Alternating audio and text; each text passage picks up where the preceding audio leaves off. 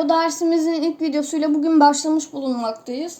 Bu videoda SEO nedir, ne işe yarar, SEO'nun çalışma alanları ve Googlebot'tan bahsedeceğiz.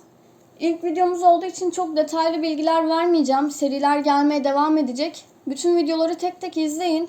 Gerçekten çok fazla şey öğreneceksiniz ve web siteleriniz üst sıralarda çıkmaya başlayacak. Aynı şekilde YouTube hesabınızda da bunlar olacak.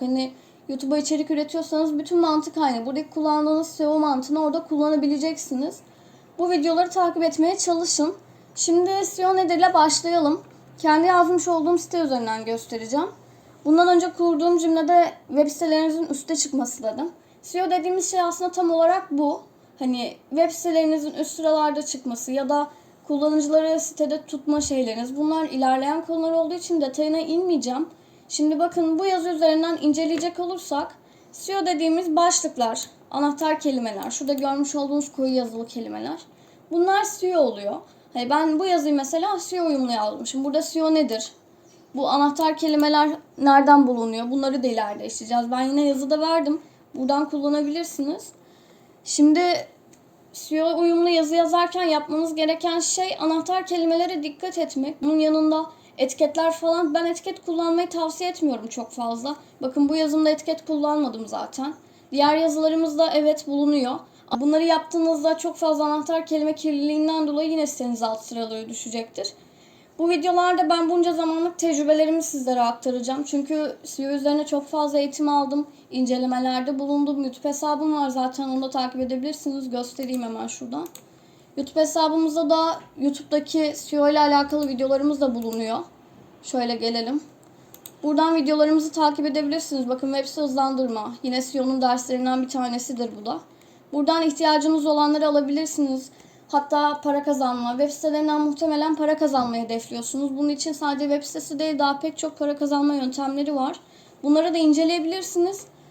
Şimdi bugünlük tekrar şuraya dönelim. Hatta point üzerinden göstereceğim ben size. Şimdi bu dersimizin ilk videosu olduğu için çok detaylı olarak açıklamıyorum bunları. Bizim SEO çalışmalarımız 3 başlık altında inceleniyor. Teknik SEO, site içi SEO ve site dışı SEO olarak.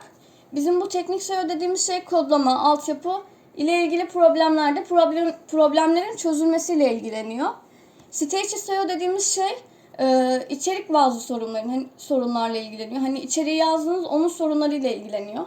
Site dışı SEO ise sinyaller olan backlink, yani link çıkışları falan, sosyal medya gibi alanlarla uğraşıyor. Bunun yanında Googlebot'tan da hızlıca bahsedelim. Bizim Googlebot dediğimiz şey Google'un kendi zaten kurmuş olduğu bir şey. Bu Googlebot web sayfaları üzerindeki anahtar kelimeleri falan tarayarak Google'un mesela bir yazı yazıyorsunuz, oradan size sıralama çıkıyor. Anahtar kelime önerileri diyoruz biz bunlara. Orada çıkıyor mesela nasıl yapılır, nasıl kullanılır. Bunları Googlebot'lar denetliyor ve en çok aratılan kelimeleri en üst sıralara atıyorlar. Googlebot'un diğer kullanım amacı da şu. Bir içerik yazdınız, başka birinden kopyala yapıştır falan yaptınız, sitenize yazmak istemediniz. Googlebot'lar bunları denetliyorlar. Bütün siteleri tek tek denetliyorlar hatta. Ve bunu tespit ettiklerinde çalıntı içerikten dolayı sizin içeriğinize alt sıralara atıyorlar. Sizden önce yazmış birinin içeriğini tabii ki üst sıralara koyacaklar. Siz de ondan çalıntı yaptığınız için sizi alt sıralara atıyorlar ve web siteleriniz bu şekilde öne çıkmıyor. Diyorsanız ki ben evet uğraşıyorum, yapıyorum ama web sitem yukarı çıkmıyor. Bunun sebebi bu da olabilir ve daha çok yöntemi var bunun neden yukarı çıkmadığına dair. Bunları nasıl düzeltebiliriz? Bu SEO analizleri nasıl yapacağız? Bütün derslerimizde bunları tek tek işleyeceğiz.